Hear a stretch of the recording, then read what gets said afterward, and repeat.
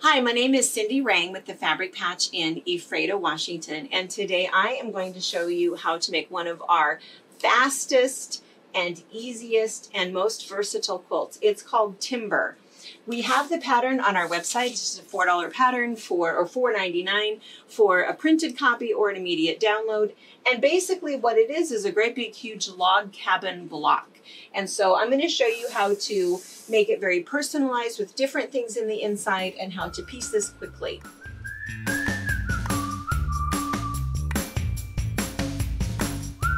My daughter and I have owned and operated a busy quilt shop in Washington State for over 20 years. We have a retreat center, an active YouTube channel, and a large pattern line featuring our creations. My two sons work on machines. One daughter-in-law is our videographer and the other is a long-arm quilter. We are a family that love each other, we laugh together, and every once in a while we get some work done. We have a crew that are saints for their efforts at keeping us on track. Thanks for joining us on our wild ride.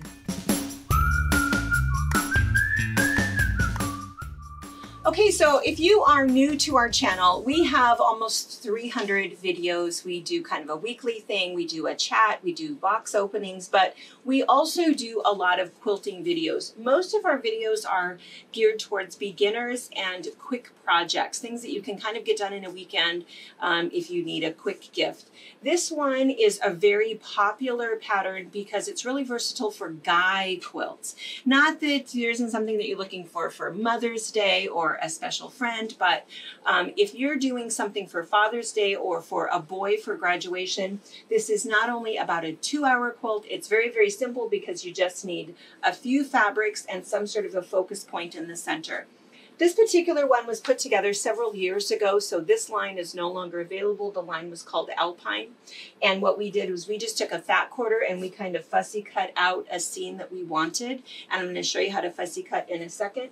But the other thing that you can do is if you're doing like a graduation gift, and not just for a guy, but a guy or a girl, you can pick maybe something from their alma mater or this happens to be, of course, a Gonzaga Bulldog, and so all you need is your center block, and then you're going to build, and you'll have 3 lights, and you'll have 3 darks that you're picking, and you need very little fabric, 1/4 yard for each of the lights, 3/8 yard for each of the mediums, and 5/8 yard for each of the dark pieces. And then you'll need 5/8 yard for your border. Your border is optional. You can even make it bigger if you want to. We just like the idea of a rectangular quilt rather than a square quilt, and so that's why there's a directional border on both the top and the bottom, but you can modify that however you'd like to. The other thing that you can do is this is a great quilt to show off some of those panels. So like one option, this is a really cool fabric line. What the heck is this called? Field Notes. And so it has these really cool blocks in there, and that's what I'm going to put in the one that I'm going to show you. And all you have to pick is whatever it is you want in the center, a really cool border print that'll go on the top and the bottom, and then again, you just need 3 lights, 3 darks, and your quilt is easy and quick and ready to go. So the line that I've picked, I think this line is by Deb Strain, and I think it's called Adventure Awaits. And so it also had these blocks, and there's lots of things that you can do when when a designer adds all of these blocks. You can do, we have Stars and Stripes, we have Woodpile, we have several different videos where you can use these up. For this particular one, you only need 1. And so sometimes what's difficult is trying to decide which block you want to use. So I'm going to use this one as my center block. I've picked this piece as my border, and then I have my yardage here that I've cut. Your pattern does give you a chart for exactly how to cut your pieces and exactly where those pieces go. And again, it's really simple and designed for beginners because it's really just making 1 block big enough that it's the entire quilt. So for this option, if you were using, say, a t-shirt block or something, and you have something that's 12.5 inches, you don't have anything else you have to do. So this block is ready to go, or in the pattern, it says to start with a fat quarter and cut that to your 12.5 inch by 12.5 inch square. So that's what we did here. I'm going to show you this other option. All right, so this particular block is, I think, a 7.5-inch square. So if I were to measure this, yes, these are 7.5-inch squares. I need to get this up to 12 inches. So what I'm going to do first is I'm going to fussy cut this block. And fussy cut is just a term that means I'm going to be very fussy about cutting this block out so that it's the size that I want it to be. So what I'm going to do is I'm going to give myself about 1/2 inch all the way around. So what I'm going to do is line this up so you can see here's where my block is. Here's where my block is. Here it is. So I'm going to cut. This is my wet erase marker. I use this all the time. It's not a dry erase because a dry erase, if I were to brush up against this or flip this ruler around, that mark would come off onto my fabric. But instead with the wet erase, you can see I always have these weird marks on my finger because then I'll take the mark off when I'm done. So I'm coming up 1/2 inch all the way around. My block ends here, so I'm going to cut right there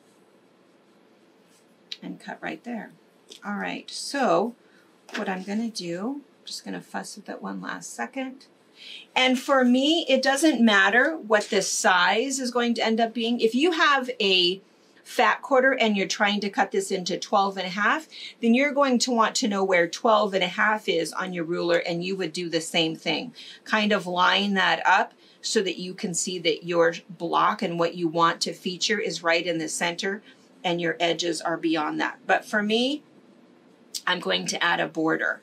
So I have this, I have 1/2 inch all the way around. So I'm going to cut the bottom and the top, put this aside for another project. And now I'm going to turn this. Oops, sorry. I think of how I was going to cut that. And I'm going to line that up right there where I've marked. So you can see the line comes up here, comes across. So I'm right on the edge of my fabric. I've lined everything up and I can just double check. Sure enough, I'm 1/2 inch past everything. I'm going to go ahead and cut and cut. And here is my fussy cut block. So now what I'm going to do is this is the fabric that I've chosen to be able to sew around these, to be able to get this up to the 12.5 inch size. So a lot of it depends on how big your block is. This isn't very big. I think this is going to end up being 7.5, 5, 6, 7, 8.5. So I really just need to cut, I'm going to cut 2 1/4 inch strips for this. It'll always be different depending upon how big your starting block was. And we call these coping strips. And these are just strips to be able to get your block up to the proper size. So I'm going to cut my 2 1/4.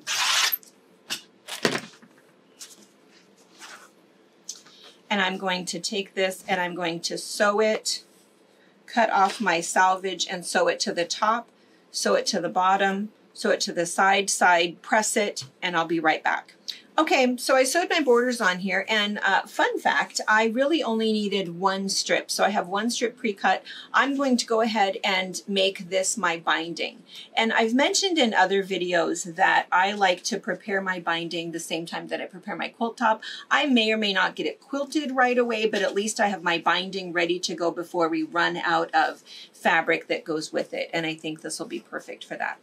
All right, so I sewed my first ones on, I trimmed that up, sewed my second ones on, and again, when you're trimming, you just want to make sure that you start with a nice square block, especially when you're doing a log cabin, or else your whole quilt will be twisted, and we'll talk about that as we go. So I'm just going to trim these off, and when I square something up, I'm not only trimming off those edges right there, but I'm looking to find all of these other reference points to make sure that my block stays nice and straight while I am trimming it up.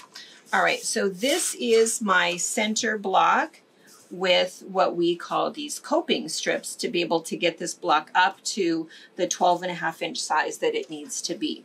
The rest of this will be binding, and I probably need about another ½ of a yard to go with that. All right, so now it's time to go ahead and cut the pieces. And again, in the pattern, it's pretty specific. We start with our 6.5-inch strips, and it tells you the exact sizes that you need and exactly where they're going to go. So what I'm going to do is I'm going to pre-cut all of this. I've already cut my strips. And if you've ordered a kit from us from this, you'll find you don't have a lot of waste. I mean, that's the beauty of this quilt, is that it takes very little fabric. So you can put something together from your stash if you've just started with your center and your border, and you just have to come up with 3 lights and 3 darks, and that way you can kind of use whatever you'd like. But if you have something from us, there isn't a lot of waste. So there's not enough waste if you make an entire miscut. So, so we're going to cut all of these, and then I'm going to show you up on the wall where all of those pieces go. Okay, so I have all of my cutting done, and what you can see is this is, again, just a large log cabin block. So I have my 1st, 2nd, and 3rd light, my 1st, 2nd, and 3rd dark, and then again, I've went ahead and just put these 6-inch borders on the top and on the bottom. You can certainly modify this if you'd like to. You can keep going if you want to make it a queen size or a king size. Just keep going out and adding a 4th dark and a 4th light, a 5th dark and a 5th light, whatever you'd like to do to make it personalized and make it the size that you'd like. The other thing is I like to work from a design wall. If you don't have room for this, if you want to sew from a floor, whatever work, or from a bed, whatever works good for you, because I think it's good to be able to see what you're doing, because all you're doing again is you're just constructing this block. So much like you would be having perhaps the pieces of a block next to you and sewing that way, that's what you're doing here. And that's why it makes sense to pre-cut first, because we know these exact measurements for what those sizes need to be, and it helps to keep your quilt square. Because if you're just going to sew on, then cut, sew on, then cut, you don't have any control over whether or not your quilt is blooming as you go. So it does make more sense to pre-cut your pieces. So what I'm going to do is I'm just going to sew my 1st light, right sides together, press it open. Sew on my next one, press it open. So on my next one, press it open, and I'm just going to keep working around my log cabin. So I'm going to start working on that, and I'll just kind of show you as we go.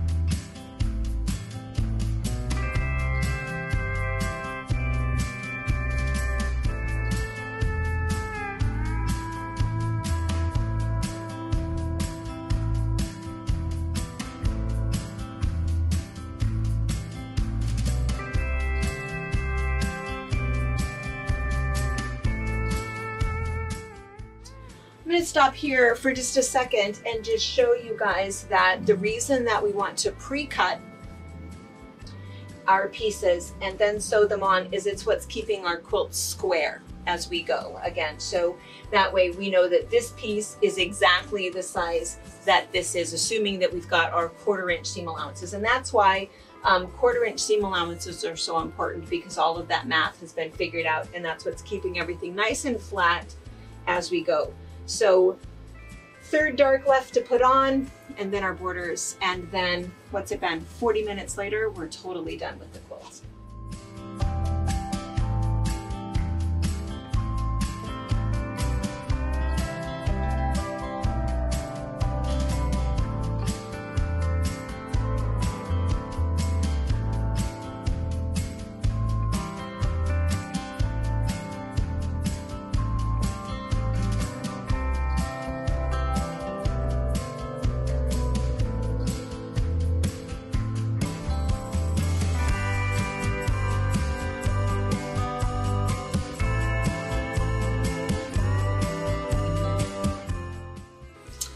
Okay, 45 minutes, start to finish, because again, it's just how long did it take you to make a big quilt block. So this is timber. I am done with this. All I'm going to do is prepare my binding, find a backing. I think I need 3 yards for my back. I'll get it quilted and get it bound, and then it's done in time for Father's Day. The finished size of this is 45 by 60, which is just perfect for a nice little napper, something for a couch, something for a graduate, or again, if you just want to go ahead and keep going, you can make it as big as you'd like. So I hope you enjoyed this video, and send us pictures of what you make. Thank you for watching our video. We invite you to leave a comment, hit the like button, or better yet, subscribe to our channel so you never miss an episode.